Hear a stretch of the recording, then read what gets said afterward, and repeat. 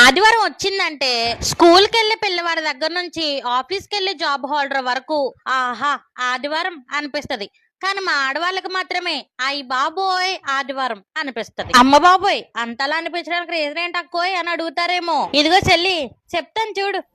ఆదివారం వచ్చిందే చెల్లి, అలుపు సలుపు మనకుండదు తల్లి, అడిగిందే చెయ్యాలి చెల్లి, వద్దంటే పెడతారు లొల్లి. ఆదివారం వచ్చిందంటే పూరీలంటారే, లేక గార్లీ అంటారే, ఉప్మా ఈజీ అంటే వద్దంటారే, చిచి యాక్ అంటారే. అదే రోజు మధ్యాహ్నం ఆదివారం వచ్చిందంటే చికెన్ అంటారే, లేక మటన్ అంటారే, పప్పు చారు బెటర్ అంటే భయపడతారే, లేక బెదిరిస్తారే.